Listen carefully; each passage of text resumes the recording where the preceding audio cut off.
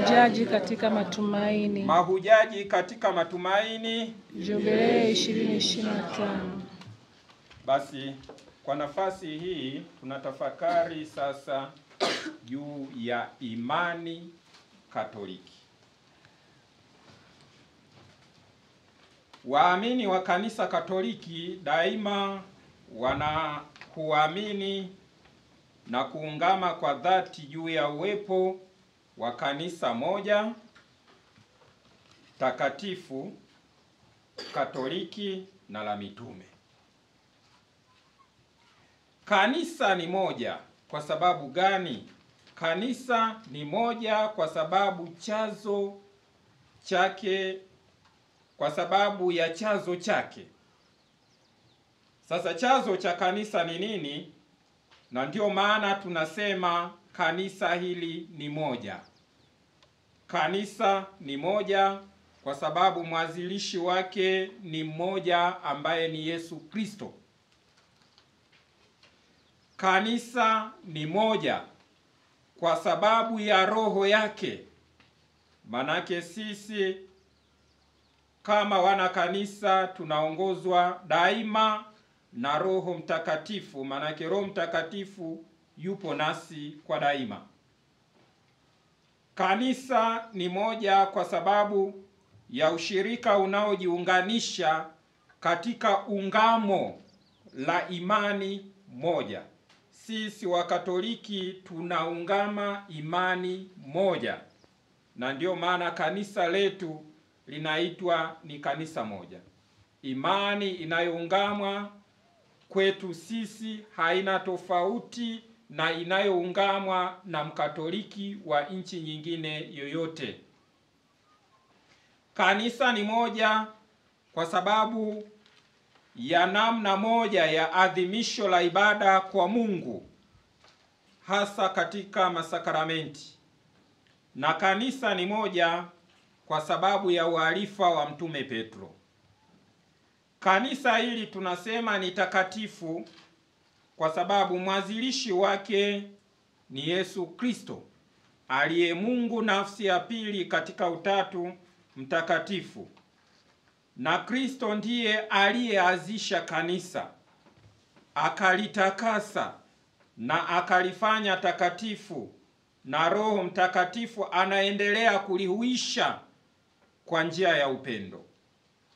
Utakatifu wa kanisa ndiyo chemchemi ya utakatifu wa wanawe wote ambao katika hija yao hapa duniani wanajiona daima ni wakosefu na wanahitaji daima uongofu na utakaso. Kanisa ni Katoliki, maana yake ni la kila mahali, kwa kuwa ndani yake yumo Kristo. Pale alipo Yesu Kristo ndipo lilipo kanisa, maneno ya Mtakatifu Inyasi wa Antiokia. Na kanisa daima hutangaza utimilifu wa imani yote. Linabeba na kugawa vifaa vyote vya wokovu, na linaendelea kutangazwa kwa watu na wa mataifa yote kwa kila nyakati na tamaduni. Na tunaweza kusema kanisa ni Katoliki kwa sababu ni kanisa la wote.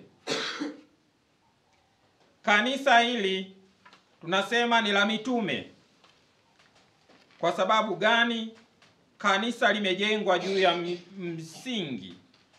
ya misingi ya mitume. Rejea waraka wa Mtume Paulo kwa Waefeso sura ya 2 aya ya 20. Sasa kwa mafundisho yake na muundo wake, kwa kuwa bado linatakaswa na kuongozwa na mitume kupitia waandamizi wake, ndio maana linaitwa kanisa la mitume. Limejengwa juu ya misingi ya mitume kwa mafundisho yake na kwa muundo wake, na bado linaendelea kutakaswa na kuongozwa na mitume kupitia waandamizi wake. na waandamizi wa mitume ni akina nani? Ni maaskofu. Sasa mwaka huu katika ujumbe wa Kwaresma tulitafakari wazo hili: simameni imara katika imani. Sasa katika ziara hii ya msalaba kwetu ndani ya mwaka huu wa jubilei 2025 tunavutwa sasa kutafakari zaidi juu ya imani ambayo ndiyo fadhila muhimu katika kutuongoza kwenye matumaini. Ndio maana kauli yetu mbiu ya mwaka wa jubilei tunasema mahujaji katika matumaini. Lakini katika kuhiji kwetu katika matumaini pia tunaongozwa na imani. Msalaba huu ambao umetufikia leo hii, hiki ni kielelezo sasa cha pekee kabisa cha imani yetu. Ndani yake tunatafakari juu ya fumbo la ukombozi wetu, ukombozi uliomrudishia mwanadamu matumaini ya kushiriki heri ya milele. Sasa tunatafakari kwa kina juu ya imani yetu, imani Katoliki. Sasa tunapotafakari imani Katoliki, tutafakari sasa juu ya fadhila zote zinazoongoza maisha ya mwanadamu. Tukumbuke kwamba fadhila, tukizungumza juu ya fadhila, tunasema ni msimamo wa kudumu alafu tena imara wa kutenda nini? Mema. Sasa katika katekisimu ndogo ya mafundisho ya Kanisa Katoliki inaelezwa daima kwamba fadhila ni mazoea ya mtu kutenda mema. Kutenda mabaya sio fadhila. Sasa Mtakatifu Gregory yeye anasema shabaha ya mtu mwenye fadhila daima ni kuwa sawa na Mungu. Tunakuwa tuwe sawa na Mungu katika lipi? Kwa sababu Mungu daima ni mwema, anapenda mema na anachukia mabaya. Mwanadamu anayependa mema na kuchukia mabaya anataka kufanana tabia yake na Mungu. Sasa kuna fadhila za kimungu na fadhila za kibinadamu. Fadhila za kimungu, fadhila ya kwanza ni imani, ya pili ni matumaini na ya tatu ni mapendo. Kumbe fadhila za kibinadamu, ya kwanza kuna busara, ya pili haki na ya tatu uhodari na kiasi ya mwisho. Sasa tunatafakari kwa kina juu ya fadhila hii, fadhila ya imani. Imani ni nini sasa? Imani ni kipaji cha Mungu chenye kutuwezesha kusadiki mafundisho yake yote na ya kanisa lake. Ni kipaji cha Mungu kinachotuwezesha sisi kusadiki mafundisho yake yote na ya kanisa lake. Rejea Injili ya Mathayo sura ya 28 aya ya 19, ambapo Yesu Kristo anawatuma wanafunzi wake akiwaambia, enendeni ulimwenguni kote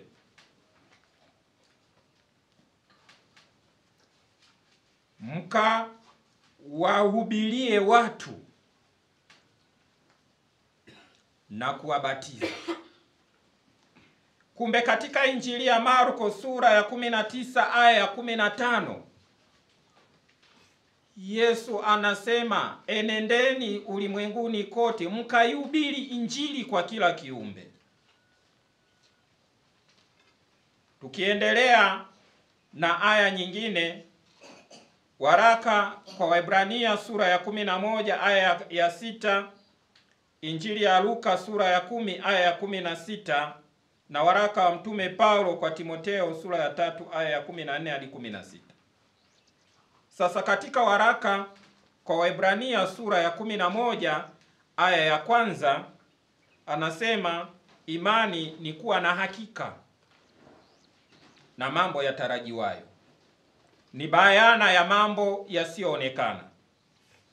Imani tunaweza kusema ni jambo la ndani kabisa la maisha ya kila siku ya mwanadamu. Mwanadamu daima anaishi kwa imani. Sasa imani hii ina faida gani? Kama sisi wanadamu tunaishi kwa imani, imani hii ina faida gani kwetu sisi? Kwa imani tunaweza kumtumikia Mungu kwa ufanisi, kwa sababu tunaamini juu ya uwepo wake. Tuna imani kwamba Mungu yupo. Tuna imani kwamba Mungu ndiye anayeongoza maisha yetu. Kwa hivi tuna uwezo wa kumtumikia Mungu kwa ufanisi. Imani inatusaidia sisi kujua maana halisi na lengo halisi ya maisha yetu. Mwanadamu katika kuishi kwake anayo maswali mengi sana.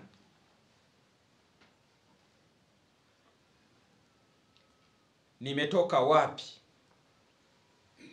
Nipo wapi? Naelekea wapi? Hata katika magumu anayoyakuta katika maisha yake bado ana maswali. Kwamba kwa nini licha ya kwamba ninamtumikia Mungu ipasavyo, lakini nateseka? Tukumbuke kwamba hata Ayubu alikuwa ni mcha Mungu, lakini aliteseka. Maswali haya yanajibiwa katika msingi wa imani. Bila imani mwanadamu anaweza asiwe na majibu sahihi na akabaki na mahangaiko mengi. Na ndiyo maana utakuta leo atahitaji kuwa hapa, kesho atahitaji kuwa pale kwa ajili ya maombi, kesho kutwa atahitaji kuwa pale kwa ajili ya maombi, atatembea kwa mapadre, atatembea kwa wachungaji, atatembea kwa manabii, atatembea kwa mitume. Kama imani yake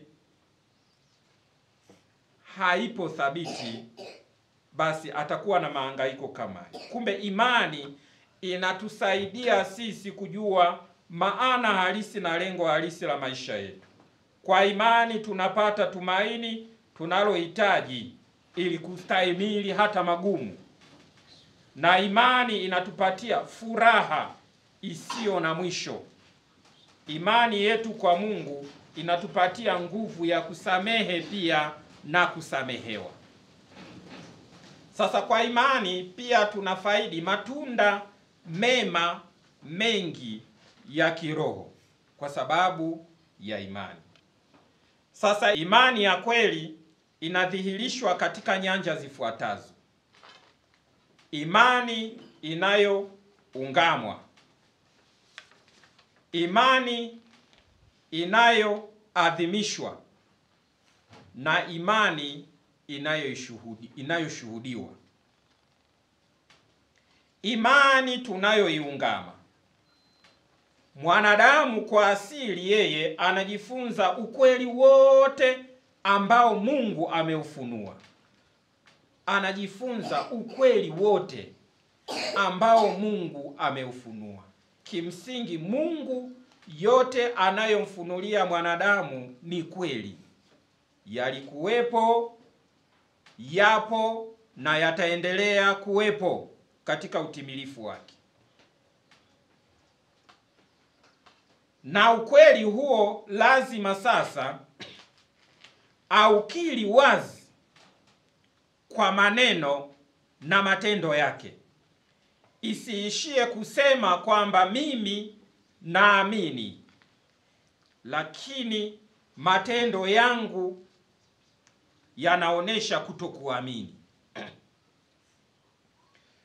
Tunaiungama imani hii pale tunaposali ile kanuni ya imani. Kanuni ya imani ambayo ni ufupisho wa mafundisho ya msingi ya kanisa ambayo kila mwamini anapaswa kuyakiri na kuyaishi. Je, wamkataa shetani? Unajibu namkataa. Na mambo yake yote na yakataa. Na hila zake zote nazikataa. Baada ya kuwa umetuthibitishia kwamba umeyakataa yale yaliyo ya Ibilisi, sasa tunakuuliza kama unayakubali yale yaliyo ya Mungu. Unasadiki kwa Mungu Baba Mwenyezi? Lazima ujibu nasadiki. Mwanaye wa pekee Bwana wetu Yesu Kristo? Unasadiki. Roho Mtakatifu? Unasadiki. Kwa sababu Mungu ni wetu ni mmoja. Mungu wetu ni mmoja anayeungamwa katika nafsi tatu, kama Baba, kama Mwana, kama Roho Mtakatifu. Imani tunayoiadhimisha, kuiadhimisha imani ni kudhihirisha jinsi mtu anavyoamini, kwa sababu huwezi kukiadhimisha kile usichokiamini. Unachokiadhimisha ni kile ambacho kwa uhakika unakiamini kwamba kipo. Ungamo la imani linapata nafasi yake katika adhimisho la ibada kwa Mungu. Ibada kwa Mungu tunaita ni liturujia. Na liturujia ni kilele ambacho kwacho shughuli zote za kanisa zinaelekezwa. Tukirejea hati juu ya liturujia ya Mtaguso wa Pili wa Vatikani namba 20. Imani hii tunaishuhudia. Tunaishuhudia imani kwa maneno na matendo. Baada ya kupata ubatizo, tunapata kipaimara. Na kipaimara tunasema kinatuthibitisha katika imani yetu, ili tuweze kuungama nini? Dini yetu kwa maneno na matendo, kama na nuru, katika maana kwamba tuangaze. Tunapoishuhudia imani yetu kwa maneno na matendo, watu waone wazi kile tunachokishuhudia, kwamba ni hiki kweli tunakishuhudia kwa maneno, ni hiki kweli tunachokishuhudia kwa maneno ndicho tunachokiishi kwa matendo. Na hapo mwanga ndio unaotushuhudisha sisi kwa watu. Ni chumvi ya ulimwengu. Maisha yetu haya ya kiimani yalete radha, yakoleze, yalete radha kwa watu, ili kile wanachokiona na kuamini juu yetu kiwavute na wao kukiishi. Rejea Injili ya Mathayo sura ya 5 aya ya 13 hadi 18. Na ushuhuda wa kweli unatudai kuielewa vizuri imani yetu na kuwa tayari kuitetea kwa watu wote, ambazo ni muhimu sana kila Mkatoliki awe nazo. Ya kwanza kabisa, maandiko matakatifu, Biblia hii. Mara nyingi tunasema tuwe na nyenzo kama hii katika nyumba yetu, na hapa ndimo umo utajiri wote wa mafundisho ya imani. Katekisimu ya Kanisa Katoliki, ambamo ndani yake kuna maswali na majibu ambayo Mkatoliki anarahisishiwa kujifunza. Kitabu cha 3, kitabu cha mtaguso, hati za mtaguso wa Vatican ya pili, mtaguso mkuu wa pili wa Vatican,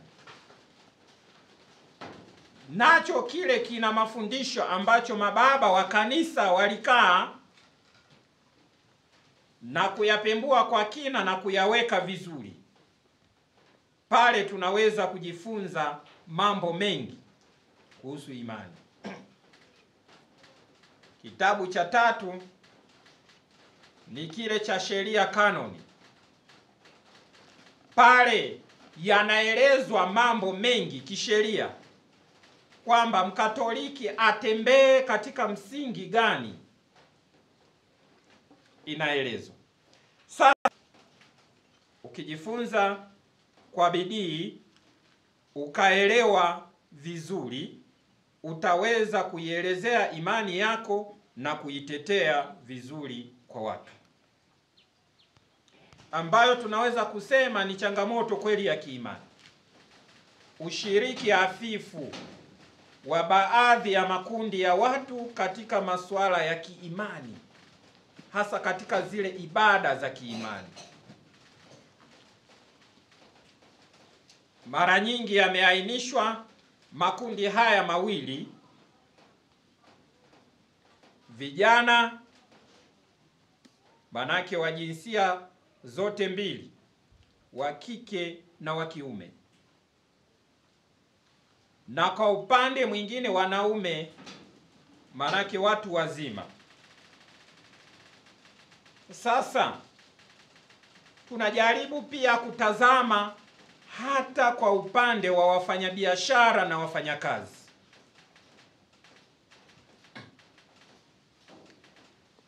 Nao wamekuwa wazingativu sana wa mambo ya kazi na biashara kuliko mambo ya kiimani. Kushiriki ibada siku za Dominika na kwenye jumuiya ndogo ndogo za Kikristo. Makundi haya pia yamo ndani ya makundi ambayo kwa kweli yanaingia kwenye changamoto za kiimani. Vijana wengi, kwa sababu ya shughuli za utafutaji, wanasahau kwamba kile wanachokitafuta wanahitaji pia kumshirikisha Mungu. Akina baba mara nyingi wamekuwa na wao ni watu wa mambo mengi,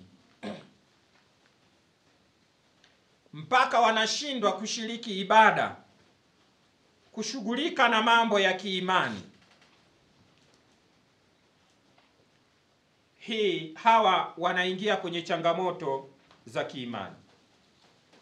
Alafu pia kuibuka kwa vikundi vya kidini vinavyosisitiza zaidi juu ya miujiza, na hivyo hata kuwavuta watu waamini wengi kuwaamini wao zaidi kuliko Mungu. Manake siku hizi utaona mtu anaaminika zaidi kuliko Mungu. Kwa sababu gani? Ya kuwasadikisha kwamba ana uwezo wa kutenda miujiza. Yapo maneno mengi na nadharia nyingi zinazoelezwa uwezekano wa kuwafanya viwete watembee, vipofu waone, sijui wenye wafu. Wengine wanathubutu hata kusema wana uwezo wa kuwafufua wafu. Na mwanadamu kwa asili ni dhaifu kiafya, na hivyo anaposikia kwamba kuna muujiza unaoweza kumfanya yeye awe nafuu, ni mwepesi kukimbilia mambo kama hayo kwa haraka. Na ndiyo maana tunashuhudia watu wasiokuwa na imani iliyothabiti. Leo yupo huku, kesho yupo huku, kesho kutwa yupo kule, kwa sababu ya kukimbilia miujiza.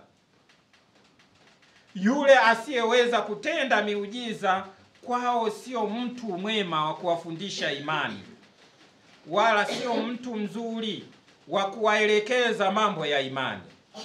Kwa hiyo changamoto hii ndio inayopitiwa katika wakati wa sasa. Alafu kukua pia kwa sayansi na teknolojia kumesababisha watu wanaotumia kukosa uwianifu wa mambo ya sayansi na teolojia ambayo wanatakiwa waishi. Kukua kwa sayansi na teknolojia kukiendana sambamba na maisha ya kiimani hakuwezi kuleta madhara ya kibinadamu, lakini kunaweza kuleta madhara ya kibinadamu pale ambapo tayari kunakuwa na utengano, tuseme gepu kati ya sayansi na teknolojia, kati ya sayansi na teolojia kunakuwa na gepu ambalo gepu hilo baadaye linawafanya watu waelekee upande mmoja zaidi na kuacha upande mwingine kuonekana kwamba hauna maana, na hivi hata kubeza mambo ya kiimani na kuwafanya watu waamini zaidi juu ya sayansi. Lakini huwa hawawezi kukumbuka kwamba hata yale yaliyo ya kisayansi yana chanzo chake katika Mungu, kwa sababu ni Mungu aliyetoa akili na ufahamu wa mwanadamu ili aweze kuwa na uvumbuzi wa mambo kama hayo. Kwa hiyo chanzo chake sio yule aliyevumbua, ila chanzo chake ni Mungu kwanza. Hiyo kweli wanashindwa kufahamu. Alafu pia kupotea kwa dhana ya dhambi na kitubio. Katika ulimwengu wa sasa watu hawajali kuwa matendo ya uovu ni chukizo kwa Mungu. Nasikia watu wanaua. Haya, si tu kuua. Watu wanashinikiza zaidi ndoa za jinsia moja, ambacho ni kinyume kabisa na asili ya uumbaji wa Mungu.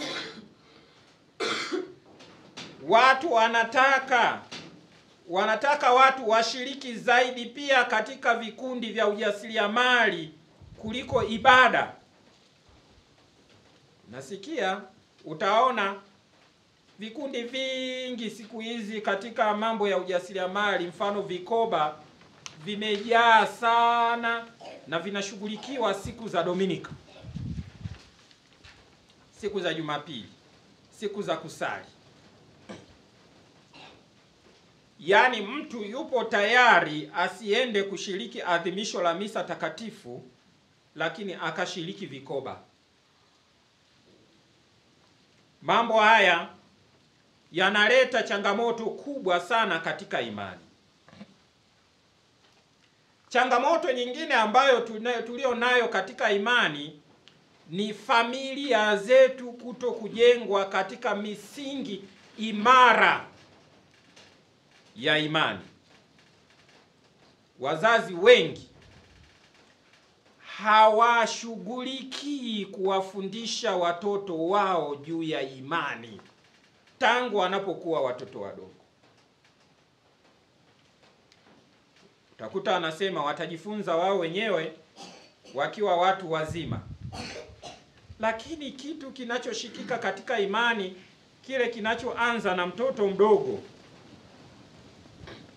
Kwa sababu mara kadhaa nimewaambia kwamba kitu ambacho huwa kinatushangaza daima ni hiki. Mtoto anazaliwa katika familia ya Wakatoliki. Baba Mkatoliki, mama Mkatoliki, tena wafunga ndoa.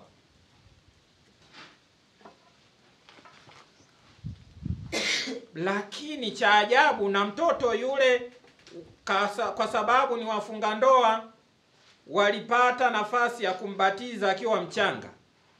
Baadaye anapokuwa mkubwa inabidi apate komunyo ya kwanza, na kabla ya kupata komunyo ya kwanza sharti aanze kujifunza mafundisho ya masakramenti.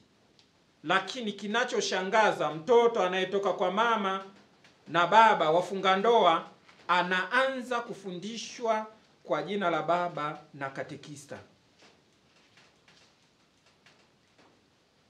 Hili linaleta changamoto kubwa sana katika imani. Watoto hawajengewi misingi ya kiimani tangu wanapokuwa wadogo.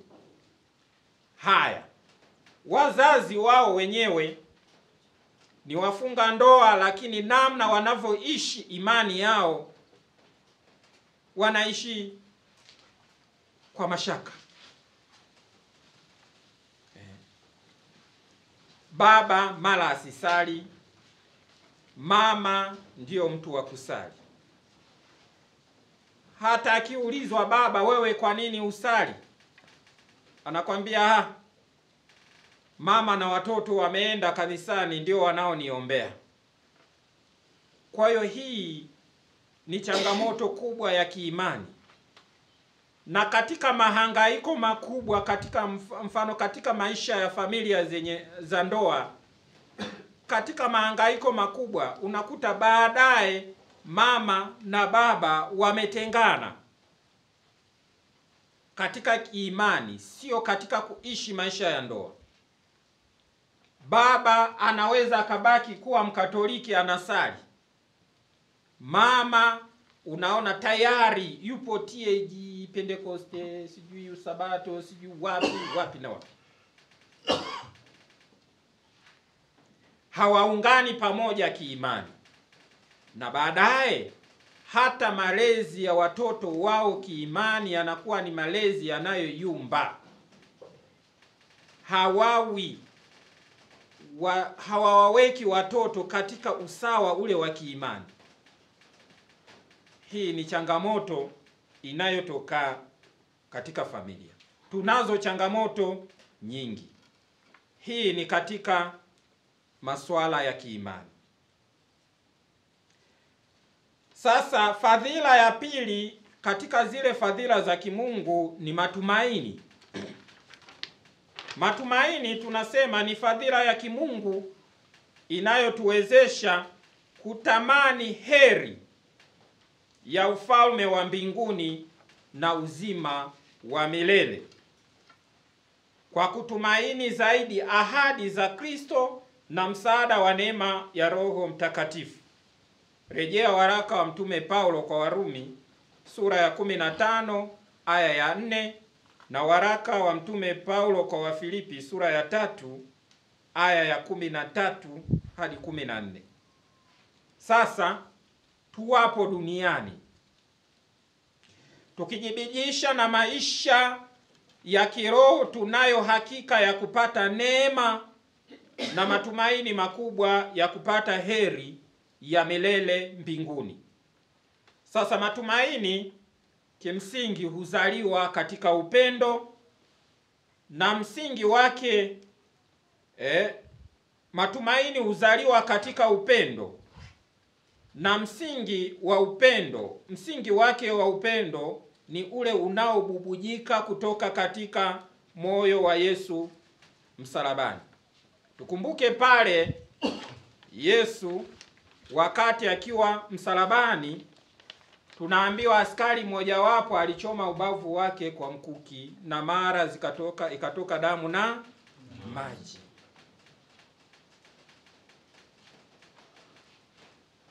Hizi damu na maji ni kielelezo cha sakramenti za kanisa, ambamo ndani yake unabebwa upendo halisi wa kimungu. Sasa fadhila hii ya matumaini tuseme inajibu tamaa ya heri inayowekwa na Mungu katika moyo wa kila mtu. inachota matumaini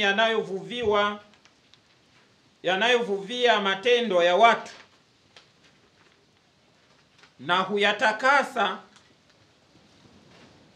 ili kuyapanga kwa ajili ya ufalme wa mbinguni nyakati za upweke, na pia hufungua moyo katika kungoja heri ya milele. Sasa chanzo cha matumaini ni nini au ni nani? Chanzo cha matumaini yetu ni Mungu mwenyewe. Mungu ambaye baada ya kosa la wazee wetu wa kwanza Adamu na Eva, yeye alitoa ahadi yenye matumaini ya kumkomboa mwanadamu. Rejea kitabu cha Mwanzo sura ya 3 aya ya 15. Na baadaye katika hatua za mwanzo alijionesha kwa mara ya kwanza kwa Abrahamu na akambariki na kumpa wingi wa ahadi zenye matumaini. Kitabu cha Mwanzo sura ya 13 aya ya kwanza hadi ya kitabu cha Mwanzo sura ya 12 aya ya kwanza hadi ya 3. Mwanzo 12 aya ya kwanza hadi ya 3. Tunaambiwa Mungu alimpa wingi wa ahadi zenye matumaini Abrahamu, ambazo zilitimizwa katika Isaka aliyetakaswa kwa majaribu ya sadaka. Rejea Mwanzo sura ya 22 aya 15 hadi 18. Baadaye katika hali hiyo ya matumaini akajitokeza kwa Musa kule Midiani katika kichaka kilichokuwa kinawaka moto bila kuteketea, na pale alitoa ahadi yenye matumaini ya kukombolewa kwa taifa la Israeli kutoka utumwa wa Wamisri, kama ni hatua muhimu ya kumfikisha kwenye ukombozi wa kweli. Rejea kitabu cha Kutoka sura ya 3 aya ya kwanza hadi ya 8. Na ahadi ya kukombolewa kwa taifa nzima la Mungu ikatimia kwa ujio wa Yesu Kristo, Mungu nafsi ya pili katika Utatu Mtakatifu, kama anavyosema Mtume Paulo kwa Wagalatia sura ya 4 aya ya 4, wakati ulipotimia Mungu alimtuma mwanaye wa pekee, na kuendelea. Sasa Kristo yeye katika ujio wake duniani, yeye alitangaza heri 8 ambazo ni kielelezo pekee kuwa baada ya maisha haya duniani mwanadamu anayo maisha mengine yenye heri, mradi awe ameishi vema yale yaliyo maagizo ya Mungu. Injili ya Mathayo sura ya 5 aya ya 3 hadi ya 10. Heri hizo zinatupa tumaini kuwa baada ya kupita njia yenye majaribu na mateso mengi, tunakwenda sasa katika nchi tuliyoahidiwa, yaani mbinguni. Sasa matumaini ni nanga thabiti ya roho inayotushikilia hata katika majaribu makubwa, ili tubaki imara katika Mungu anayetupenda. Tumaini ni silaha inayotulinda katika mapambano yetu ya wokovu. Rejea waraka wa kwanza wa Mtume Paulo kwa Tesalonike sura ya 5 aya ya 8. Kukosa matumaini ni dhambi. Kukosa matumaini ni kukosa kuamini kuwa kuna msamaha wa dhambi na maisha ya heri baada ya maisha haya yenye mateso na majaribu mengi. Na kutokuamini maisha ya heri ni sawa na kutokuamini uwepo wa Mungu.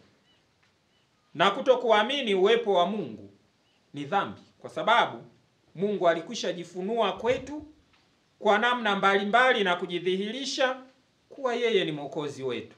Sasa kwa nini tusimwamini? Kumbe fadhila ya mwisho ni fadhila ya mapendo. Mapendo ni fadhila ya kimungu inayotuwezesha kumpenda Mungu kuliko vitu vyote, kwa ajili yake mwenyewe na jirani kama sisi wenyewe, kwa ajili ya mapendo ya Mungu.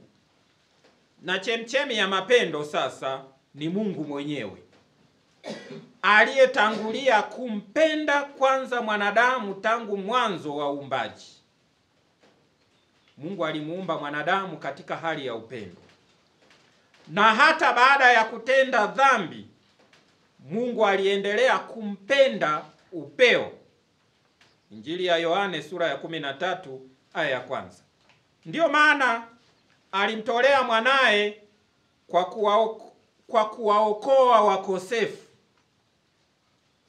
Huu ulikuwa ni upendo wa ajabu. Waraka wa Mtume Paulo kwa Warumi sura ya 8 aya 32 hadi 39, na waraka wa Mtume Paulo kwa Waefeso sura ya 2 aya ya 4 hadi 7. Mapendo, licha ya kuwa ni fadhila, pia ni amri mpya. Ni amri aliyoiweka Yesu Kristo, ambayo ni ufupisho wa amri zote za Mungu. Ni amri ambayo aliifundisha kwa matendo kwa wanafunzi wake. Tukumbuke jioni ile kabla ya wakati wa adhimisho la karamu ya Bwana, wakati wa adhimisho la karamu ya mwisho, Yesu Kristo akiwa pamoja na wanafunzi wake, alipoila ile karamu aliwaosha miguu wanafunzi wake.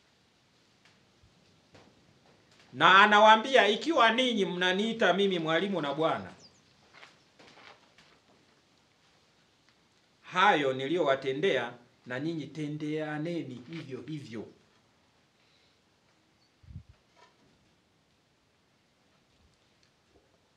Fadhila zote zinahuishwa na kuongozwa na upendo.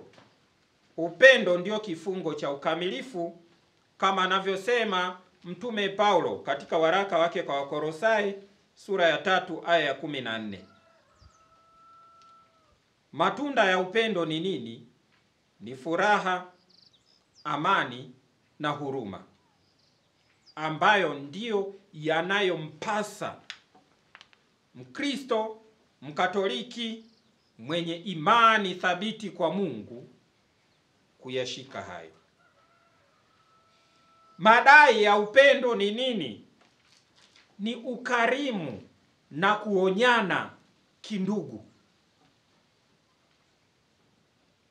Kwa kweli tunapoonyana kindugu katika masuala ya kiimani, ni vema mara nyingine tukashika bila kuwa na hasira. Ukimwambia mtu, kwa nini huwa wewe bwana mwenzangu, wewe mbona kila Dominika huko vinyunguni umekazana, unalima, panda maharage, unang'olea, unafanya nini? Mniache haya ya kwangu.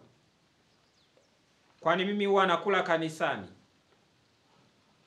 Ndio, unaweza ukasema hivyo, lakini ujue kwamba unajifisha taratibu kiroho. Madai ya upendo ni ukarimu na kuonyana kindugu. Sasa mapendo yanakuzwa kwa namna gani? Mapendo yanakuzwa kwa wema, hali ya kupokeana. Tujue kwamba katika ubinadamu wetu sisi sio wakamilifu. Kila mmoja anahitaji kumpokea mwenzake tu kwa upendo. Na tena ukimpokea kwa upendo ndio unaweza kumsaidia hata katika dosari alizo nazo. Mapendo hukuza uhuru. Kuwa uhuru katika kumwabudu Mungu. Yaani ukiwa na mashaka katika kuabudu Mungu na kuishi imani yako, hauna utulivu na wala hauwi thabiti kiimani. Mapendo yanakuza urafiki na umoja. Wanaopendana wanaweza wakawa marafiki.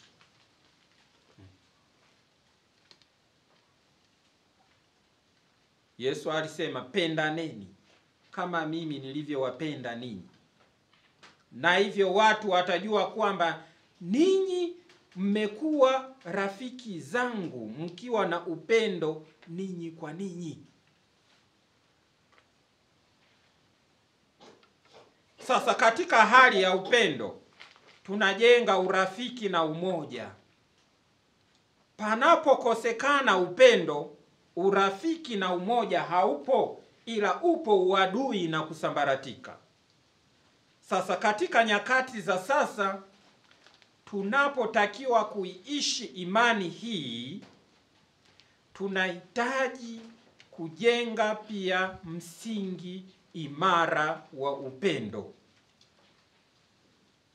Ukimpenda mwenzako kwa uhakika hutamtendea lililo ovu. Tunatendeana yaliyo maovu kwa sababu ya kukosa upendo. Kama kweli una upendo thabiti, hutatetea uovu. Anayetetea uovu, huyo hana upendo kwa Mungu.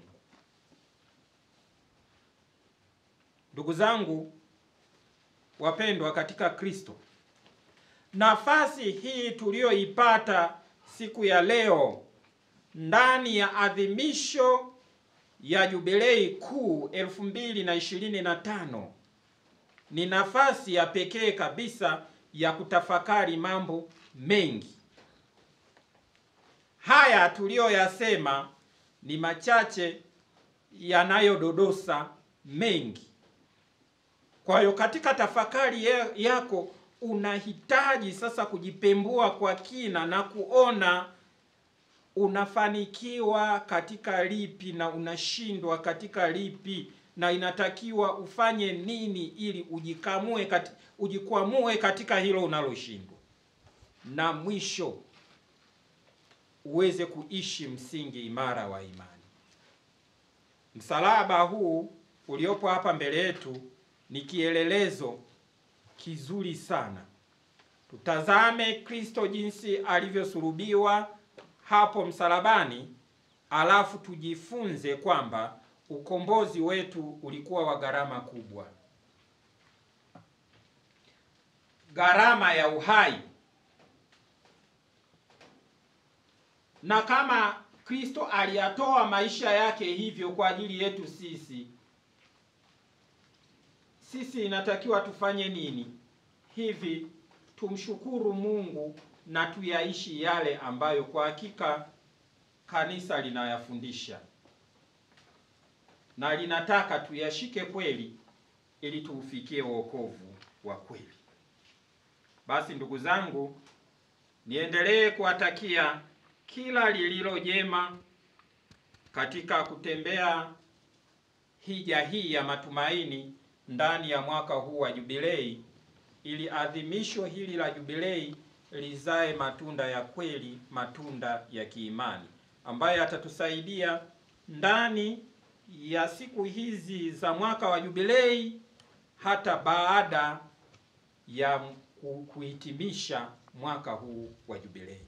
Maanake Jubilei tunapomaliza, tunapoiadhimisha, tunafanya tathmini ya yale tuliyoyapitia na tunajenga msingi kwa yale yajayo. Sasa ni wakati ambapo tunaweza kujiuliza kwamba tumetathmini vipi yale yaliyopita na tunajenga msingi wa namna gani kwa haya yajayo. Msifu Yesu Kristo. Amen.